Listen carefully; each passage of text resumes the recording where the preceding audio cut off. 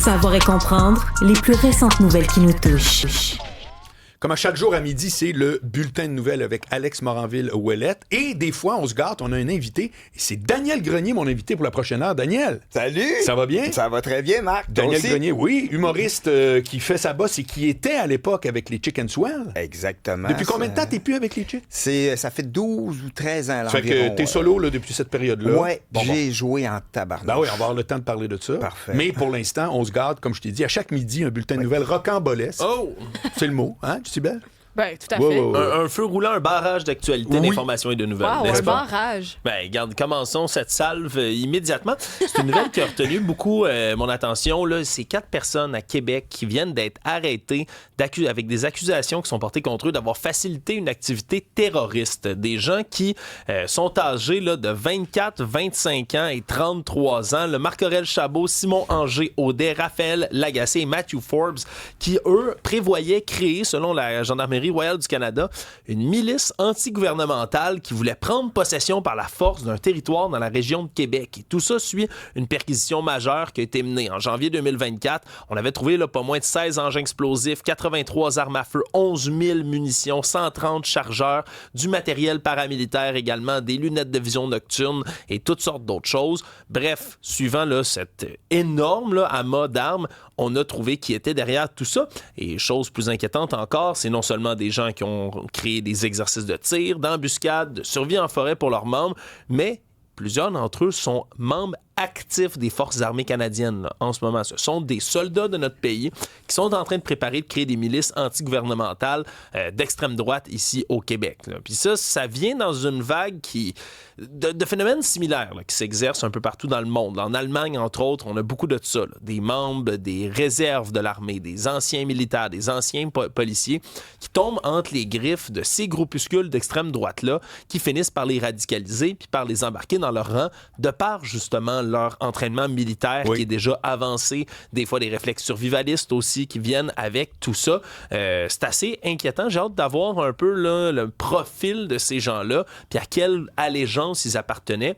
De mon expertise à moi, là, quand je regarde ça, ça ressemble à une milice, un groupe qu'on dit accélérationniste. Accélérationniste, c'est des groupes qui ont une espèce de vue du monde dans laquelle la société dans laquelle on vit est sur le bord de l'effondrement. Okay. Ça va s'effondrer, c'est certain. Il risque d'y avoir que ce soit une guerre raciale, une guerre religieuse, un conflit majeur. Ils pensent que les gouvernements là, vont s'effondrer très bientôt et que seuls ceux qui sont forts, qui savent se débrouiller militairement et qui ont un entraînement de survie vont être capables de survivre à tout ça puis de passer à l'étape suivante, là, dans le fond. Et ils ont comme but de créer, accélérer, si on veut, cette déchéance de la société en allant tout de suite provoquer des incidents comme ça terroristes. Bref, il risque jusqu'à 14 ans de prison là, pour ces accusations-là, ces jeunes-là. J'ai hâte de voir exactement là, de quoi ils en retournent. C'est pas la première fois dans les dernières années qu'on a ça, même au Canada. Même au Québec, je rappelle qu'il y avait une grosse perquisition qui était liée au groupe néo-nazi Atomwaffen dans la dernière année ici au Québec, qui tenait des camps d'entraînement militaires au Québec, en région rurale. Bref, c'est un dossier que vous le devinez, je vais suivre là, de très près. Alors, l'avocat en moi a un complément d'information. Ben oui. Pour te dire que ça va très, très bien pour ces 4 jeunes. C'est l'article 83-18 du Code criminel canadien qui parle de participer, faciliter, donner des instructions et héberger. Et je veux juste te faire une petite mise au point, mon cher Alexandre.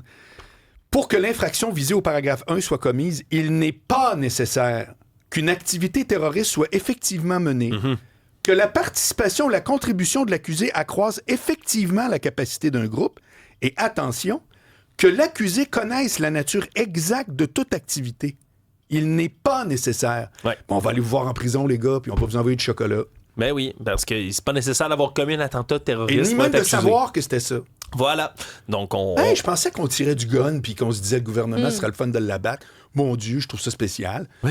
Voilà. Puis tu te retrouves en prison, en tôle pour ces gens-là. Élection partielle maintenant côté politique qui va être déclenchée aujourd'hui par le premier ministre François Legault dans la circonscription d'Arthabasca. Et déjà, le ton est donné, parce qu'on a... tu viens d'Arthabasca? Ben oui, Victo. C'est vrai? Ben oui, exactement. Ça te concerne, on va en parler tantôt, c'est malade. Tu vas être appelé aux urnes selon les informations de nos collègues de TVA Nouvelles vers le 11 août prochain, là, qui serait après la date de du vote. Et là, déjà, ben, ça s'engage comme une course à deux, là, même s'il y a quatre exact. participants qui La sont jambe déjà droite annoncés. et la jambe gauche. Éric Duhem, qui était d'ailleurs ici avec toi en studio Absolument. hier, qui cherche à être élu, être le premier élu de sa formation politique du Parti conservateur du Québec. Le candidat vedette du Parti québécois, Alex Boissonneau également, là, qui est sur les blocs de départ. Du côté de la CAQ, on fait confiance à Kevin Brasseur et Pascal Fortin pour Québec solidaire. Le PLQ n'a pas annoncé personne encore dans cette course-là. Mais déjà, le ton est donné. Éric Duhem, ce matin, qui a accusé la CAQ, François Legault, de déclencher des élections en pleine période estivale de vacances pour la plupart des Québécois, de vouloir balayer ça sur le tapis avant que ça commence. Bref, on va avoir une course qui va être baromètre là, pour la suite des choses à un peu plus là, d'un an des élections générales. Je crois que ça va être...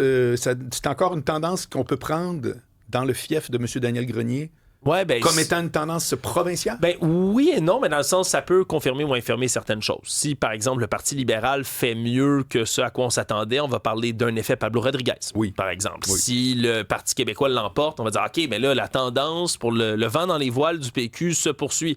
Si la CAQ, miraculeusement, sauve un château fort comme ça, ben, on va dire, OK, ben, la dégringolade est freinée. Puis si Éric Duhem parvient à se faire élire, ben là, ça, OK, le Parti conservateur son tour, est véritablement un parti à l'Assemblée nationale. Ils ont un élu. Puis on va pouvoir donner des permissions à M. Duhem, des points de presse à l'Assemblée nationale, puis des choses auxquelles il n'y avait pas nécessairement le droit avant. Donc on a... C'est très intéressant. C'est habituel qu'ils font ça l'été, des oui élections? Et non, ça fait des pendant mois. Les vacances? Ça fait des mois que François Legault aurait pu appeler cette élection-là. Okay. Il ne l'a pas fait. Ah bon. C'était son privilège de le faire. Il a décidé de le faire en plein milieu des vacances. Okay. Donc la critique de M. Duhem n'est pas complètement fausse dans ce cas-ci. Ça reste à voir exactement quels vont être les résultats, là, surtout que dans les partiels, les taux de participation, des fois, sont un peu anémiques. Puis ça, c'est un peu triste. Restons en politique. La pétition, en ce moment, qui circule sur le site de l'Assemblée nationale et qui est parrainée par Pascal Bérubé du Parti québécois vient d'atteindre les 150 000 signatures. Je rappelle que c'est une pétition qui vise à stopper les restrictions budgétaires en éducation en ce moment. Là. Des coupures qui affectent les services aux élèves à la grandeur de la province. Dans certains cas, il y a des équipes de football qui peuvent plus pratiquer, des équipes d'impro qui ont même plus le droit d'avoir de coach. Il y a des coupes massives là, qui se font un peu partout, que ce soit dans le scolaire ou dans le parascolaire. Et on est en voie, si la tendance se maintient, de battre la pétition qui avait le plus de signatures de l'histoire de l'Assemblée nationale avec 247 379. C'était en 2011. Pouvez-vous deviner c'était pourquoi? En 2011? Les carrés rouges. Ouais, les carrés rouges. Ouais, c'était pour la démission, demander la démission de Jean Charest comme premier ministre de l'État québécois. Hey, c'est le record de l'histoire du Québec. Ben, en termes de pétition sur le site de l'Assemblée nationale. Oh, ouais. Donc, 247 000. 247 379, exact. Okay. Donc, ça reste à voir s'ils vont battre ce record. Je me dirige du côté là, des États-Unis parce que Trump vient de faire un autre volte-face. Là, cette fois-ci, c'est pas du taco, du Trump always chickens out. Non, on est plutôt du côté de l'Ukraine. Après un appel qu'il a qualifié de mauvais avec Vladimir Poutine plus tôt cette semaine, dans lequel le dirigeant russe, sans absolument aucune surprise, a refusé toute concession sur ses conquêtes en Ukraine. Mais là, soudainement, Donald Trump a dit qu'il retournerait là, des armes à l'Ukraine, des armes défensives, des missiles de défense anti-aérienne, alors qu'on avait stoppé ces envois-là là, il y a moins d'une semaine du côté américain. On vient de changer d'idée, parler du pilonnement des installations ukrainiennes là, qui s'est intensifié. Puis c'est vrai, depuis la simple annonce là, que les Américains allaient cesser certaines munitions, l'envoi de certaines munitions, les Russes ont presque doublé leur offensive là, aérienne, des drones, des frappes de missiles sur des positions ukrainiennes. Et là, ben, tout d'un coup, on s'est réveillé du côté américain, puis on a changé d'idée. Est-ce qu'il va y avoir un autre changement d'idée au bout de la ligne après ça? Ça reste à voir. On sait que le président américain peut être volatile par moment. J'ai-tu dit, Alexandre, que je suis une fille en Ukraine qui s'appelle Masha Lavrov? Non, tu m'as pas parlé de ça. Je t'ai pas parlé de ça? Non. C'est une Ukrainienne qui travaille pour le Kiev Independent. Oui, je lis le Kiev Independent. Bon. Ouais. Et elle s'occupe médias sociaux, etc. Puis je l'ai découvert sur YouTube parce qu'ils ont fait une série qui s'appelle Dare to Ukraine. Pendant la guerre. OK. Ça fait que tu t'en vas voir la campagne. Une autre fois, c'est la ville. C'est comme ton guide touristique. Je l'ai connu de même. À un moment donné, je la suis sur Instagram.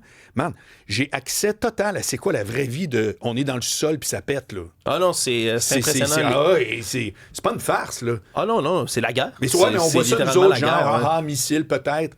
Mais là, tu suis ça, puis là, tout à coup, là, c'est comme, elle se réveille, elle braille, elle dit cette nuit, j'ai pas dormi. Tu sais, En tout cas, je suis collé là-dessus. Là. C'est fascinant. Là. Vraiment. Ouais, Mais c'est d'une puis- tristesse sans nom. Là. C'est Une fille comme Cybèle est dans ton casting. Elle doit avoir ton âge, elle travaille dans les médias, pas te ressemble. Ben oui, ben je viens d'aller voir justement. Là, Macha j'essaie d'aller- Lavrov. Non, je l'ai sous les yeux. Puis là, Ouais. je suis en train d'aller consulter sa Ouais. page Instagram. Je vais la suivre moi aussi pour Ouais. voir. Mais c'est vrai que ça donne la perspective. Puis parce que tu sais, c'est C'est plus difficile. juste une nouvelle, là, tu sais. Non, Non, c'est non. ça. Puis quand tu vois et t'entends le stress de la personne qui est en train de se dire voici mon quotidien, Ouais. visiblement, tu sais, tu te le T'entends goût tes de- drones. T'entends, là. Ah. Daniel, c'est pas des farces. Et comme ça, mettons, elle est cachée, là, puis là, t'entends. Je vais essayer de te le faire, là. C'est Tu sais, c'est comme. c'est- Elle vit ça live. c'est trop difficile pour moi à regarder Pour ça. vrai? Oui, je suis pas capable. J'ai trop de difficultés.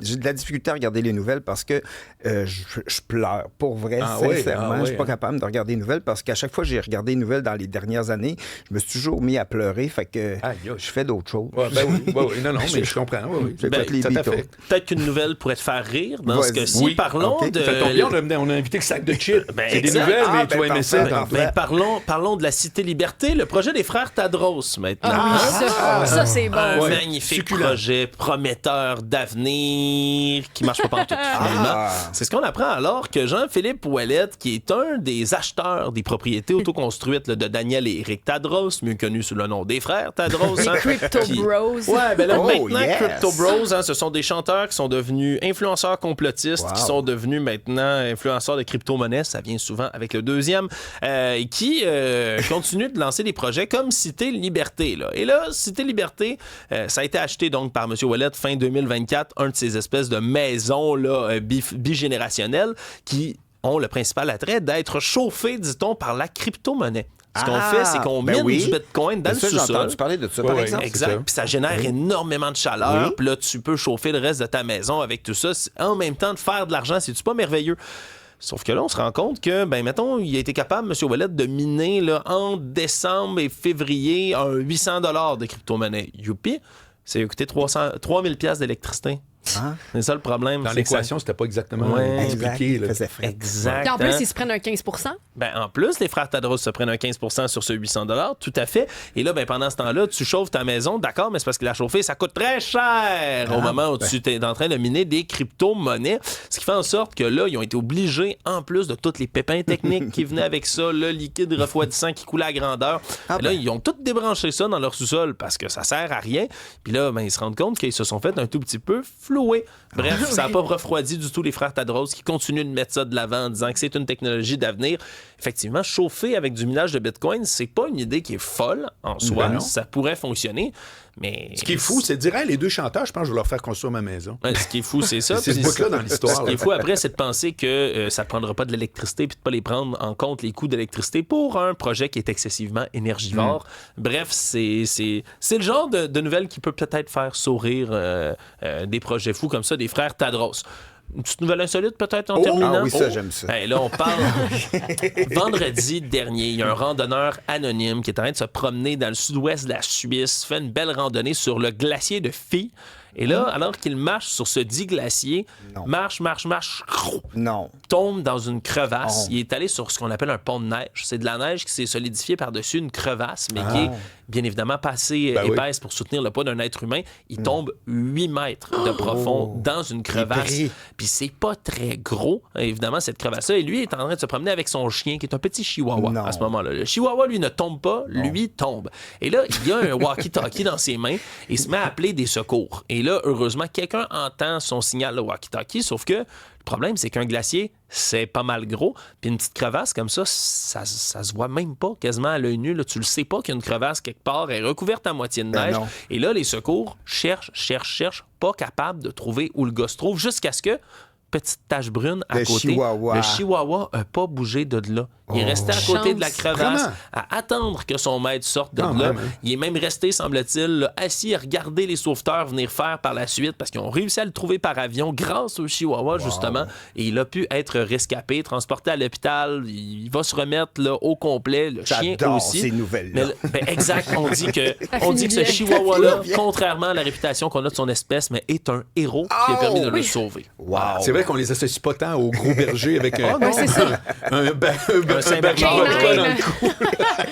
Non, effectivement. Donc, voilà. Sachez que les chihuahuas peuvent également vous sauver la vie. Merci, Alexandre Moranville-Ouellette, et bravo à toi. Salut. Wow.